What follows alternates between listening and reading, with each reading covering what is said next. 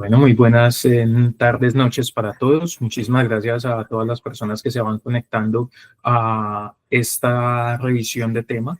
Recuerden que esta actividad hace parte, es una actividad del semillero de investigación de farmacología en enfermería del programa de enfermería de la Universidad Antonio Nariño.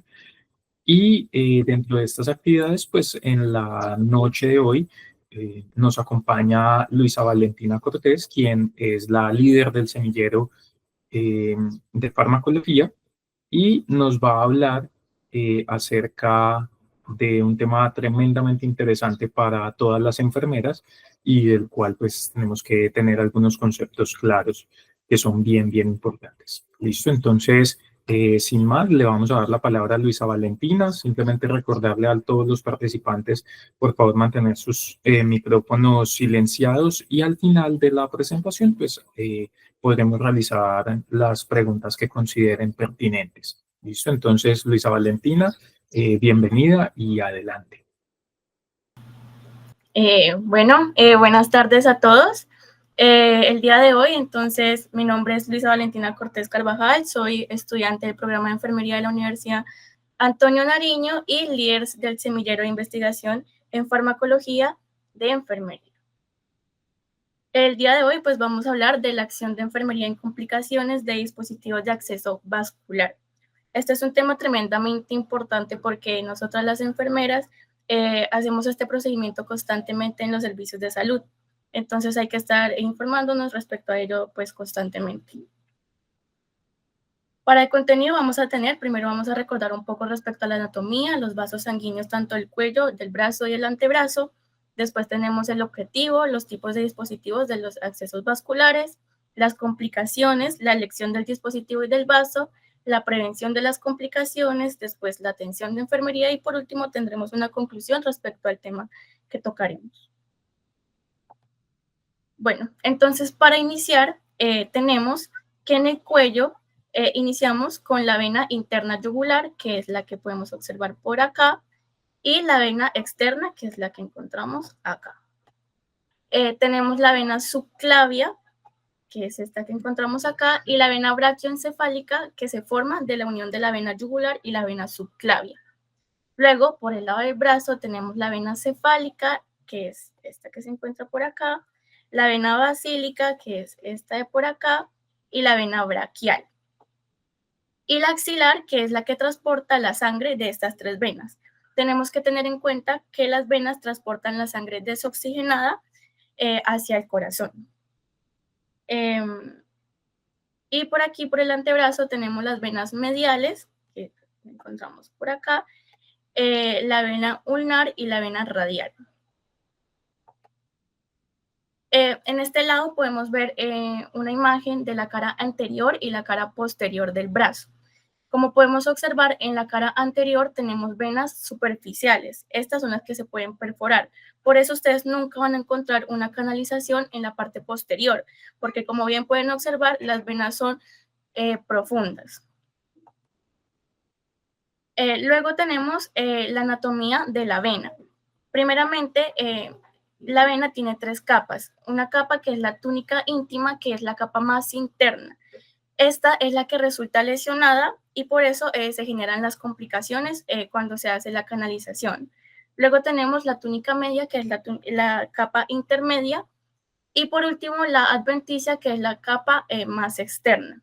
Podemos observar que tenemos venas grandes, venas medianas y venulas, que en comparación a las dos venas anteriores tienen el diámetro más pequeño, inferior. Luego tenemos la imagen al lado derecho, que es una vena con un corte longitudinal, donde también podemos observar la túnica íntima, la túnica media y la adventicia. En este caso podemos observar que en la túnica íntima tenemos una válvula. Esta válvula es porque las venas son rígidas, entonces lo que hace la válvula es no permitir que la sangre se devuelva y asegurar pues que llegue al corazón. Por este lado, entonces, podemos observar la vena periférica, la vena axilar, la subclavia y la cava.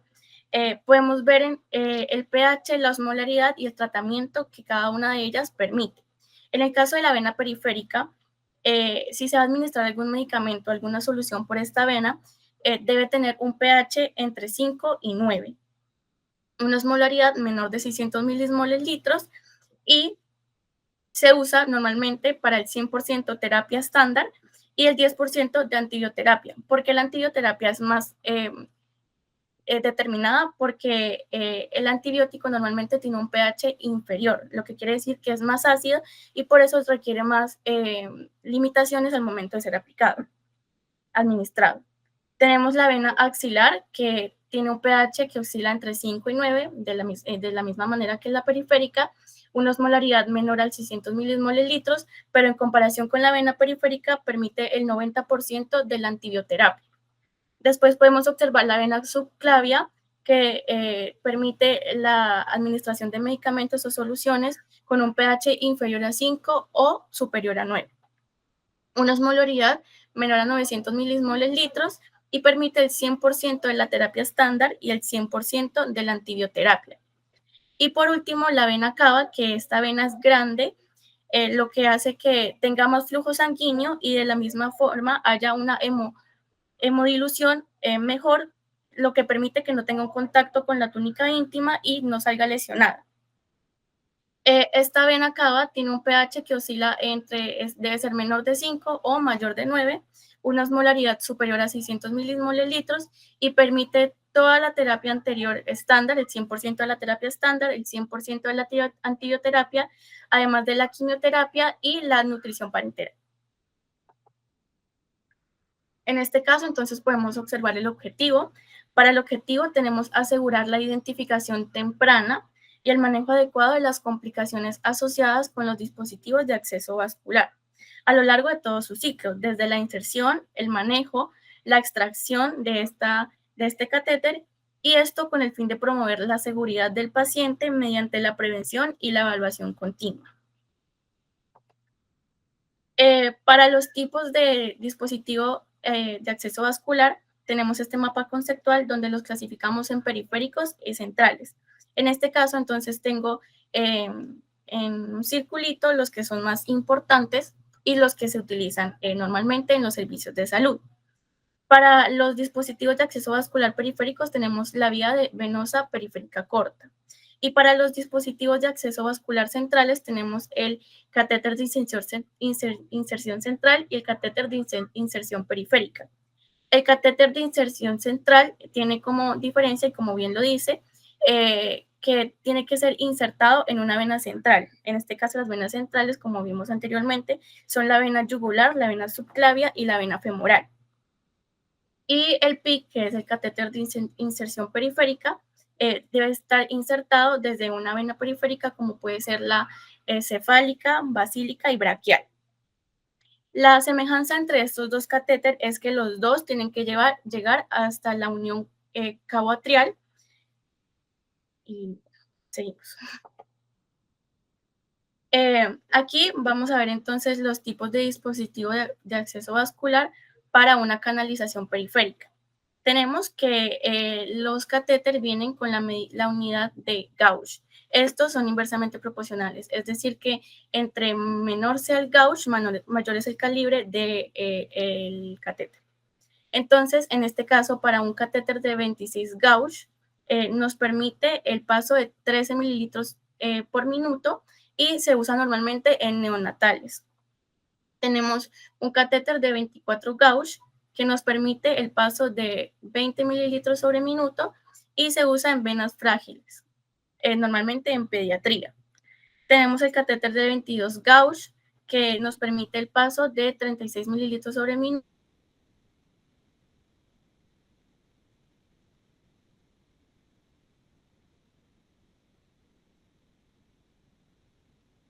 36 mililitros sobre minuto y se usa para fluidos intravenosos en venas pequeñas también. Luego tenemos el catéter de 18 Gauss que nos permite el paso de 90 mililitros sobre minutos y se usa para transfusiones de sangre. Como bien podemos observar, entonces, como ya tenemos un Gauss inferior, el calibre va aumentando. Para un catéter de 16 Gauss nos permite el paso de 180 mililitros sobre minutos y se usan infusiones rápidas. Y por último, el catéter de 14 gauge, que nos permite el paso de 240 mililitros sobre minuto y también se usa para infusiones rápidas. Seguimos entonces con cuáles son las complicaciones de los dispositivos de acceso vasculares periféricos. En este caso los dividimos en dos, los locales y los sistémicos.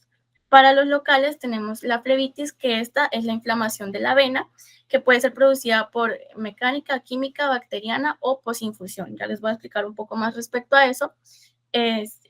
Igual cabe recalcar que la infiltración es cuando el líquido intravenoso se sale de la vena y este no tiene que ser irritante.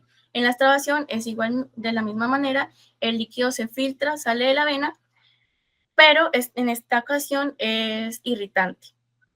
La lesión nerviosa es cuando pues, podemos funcionar algún nervio, esto normalmente no pasa. La embolia, que es cuando entra aire a la vena. La trombosis, que es cuando hay algún coágulo que no permite que nuestro medicamento pase correctamente.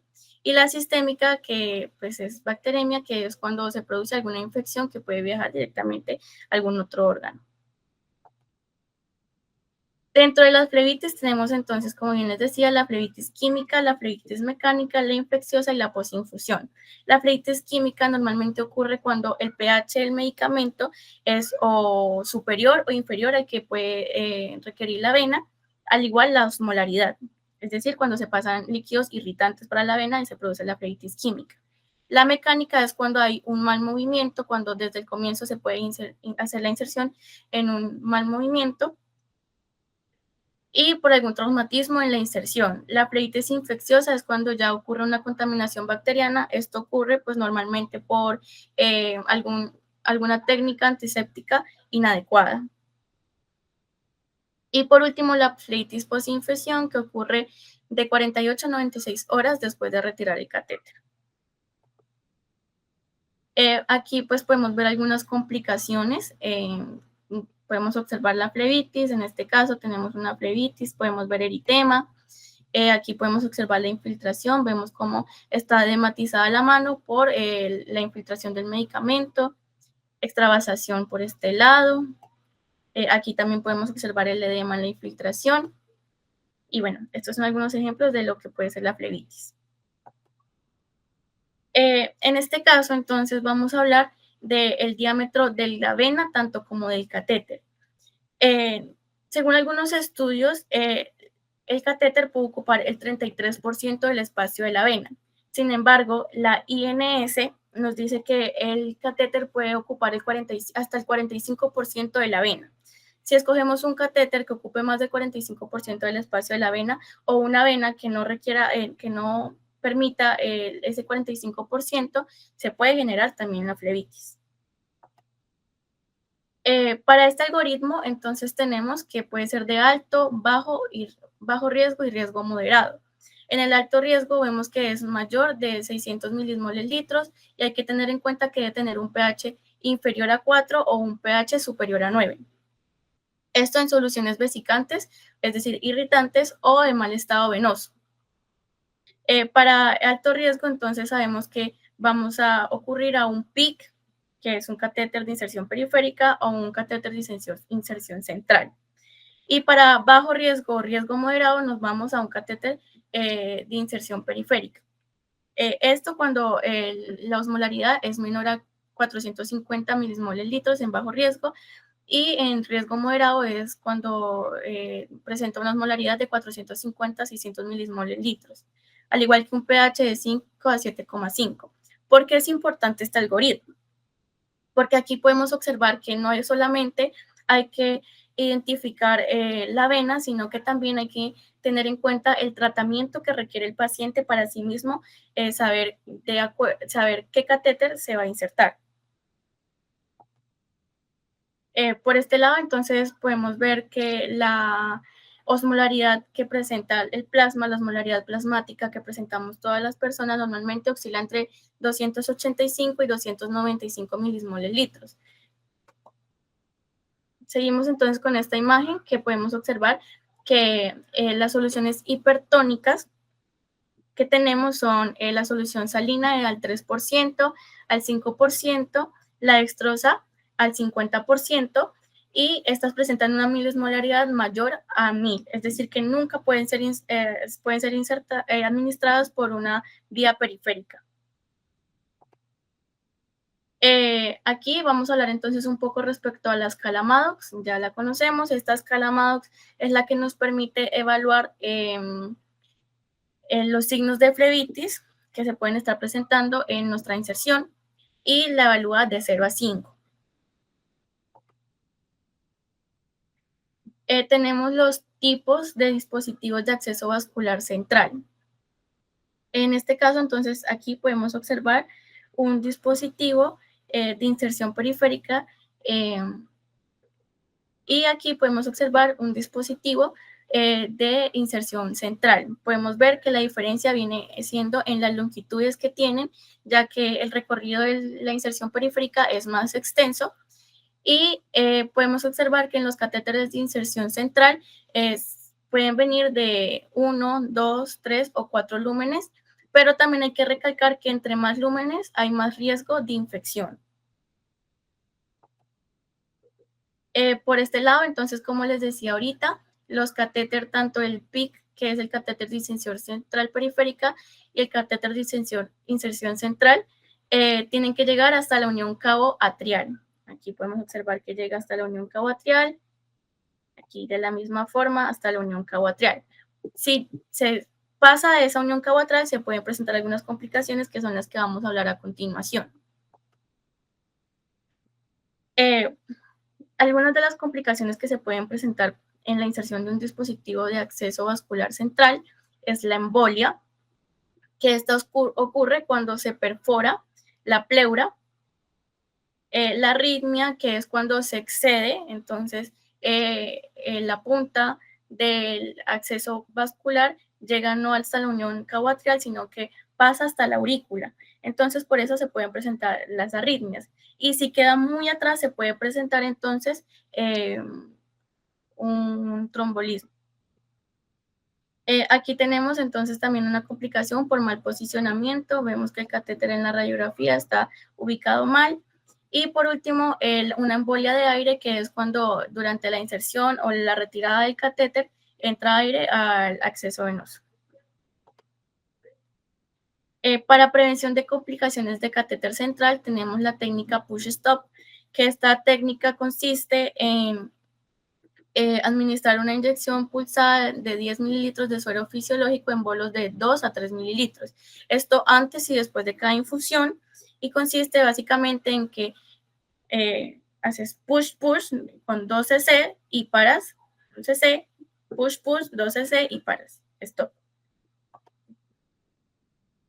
Luego tenemos también, sabemos que hay que mantener una buena técnica séptica, entonces tenemos que usar, hacer nuestro lavado de manos, que tiene que durar de 20 a 30 segundos con nuestros 8 pasos importantes.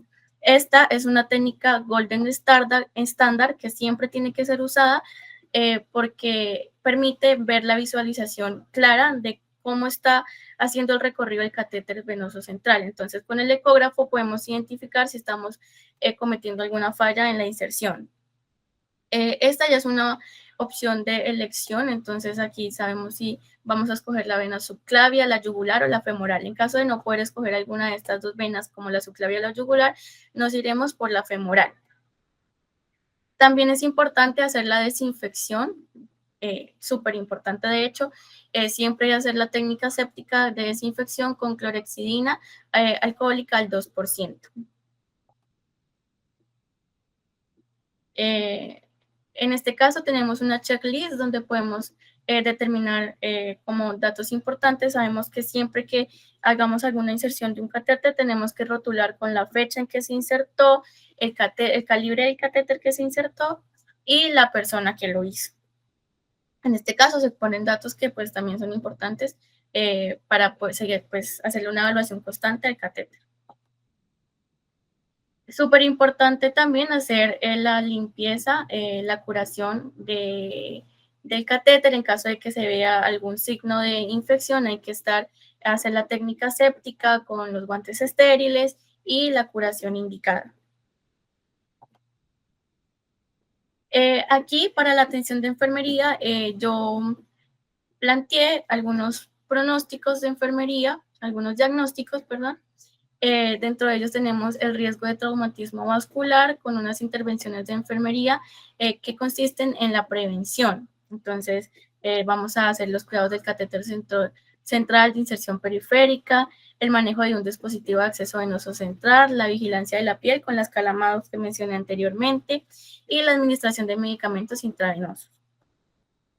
Luego tenemos también el planteamiento de un diagnóstico de perfusión tisular periférica, donde algunas de las intervenciones de enfermería para los cuidados van a ser el cuidado circulatorio de la insuficiencia venosa, la administración de medicamentos de igual forma, la vigilancia de la piel de la misma forma con las Calamadox y los cuidados circulatorios.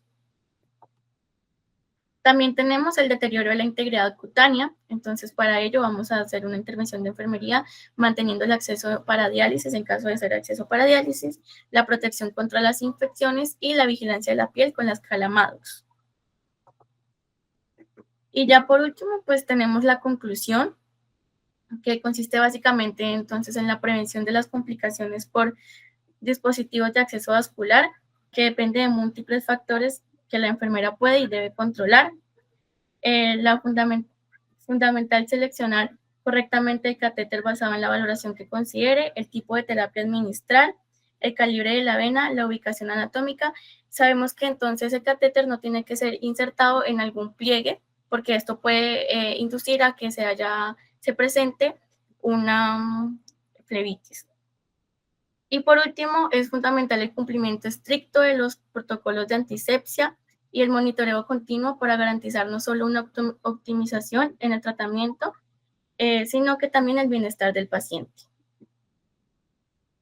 Y ya eso es todo por la sesión. Muchas gracias.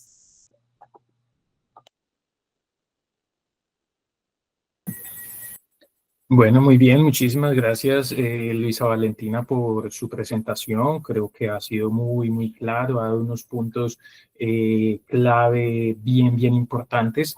Y bueno, nos gustaría saber si dentro del público hay alguna pregunta, alguna observación, alguna inquietud que podamos resolver o hay algún tipo de observación.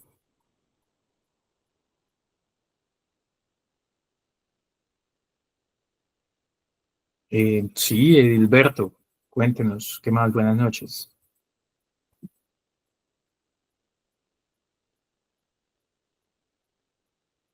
Edilberto. Una pregunta, es que la compañera nos habla de que hay dos catéteres, catéter central y catéter central de inserción periférica. ¿Cuáles son las complicaciones en el paso del catéter central?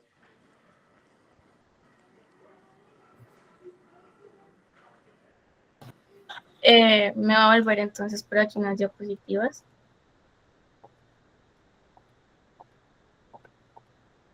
Para el catéter de inserción central, tenemos que se pueden presentar complicaciones como la embolia, que esto es cuando se perfora la pleura, complicaciones como la arritmia, que esto es cuando el catéter excede de la unión cabo-atrial, que les decía que tiene que llegar la punta hasta la unión cabo-atrial y pasa hasta la aurícula, entonces esto hace que se presente una arritmia.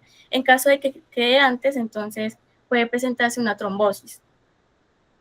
Aquí tenemos si está mal posicionado, entonces también se puede presentar una complicación y una embolia de aire, que esto puede presentarse cuando se hace la inserción o se extrae, entonces el catéter puede entrar aire a la canalización y el acceso venoso.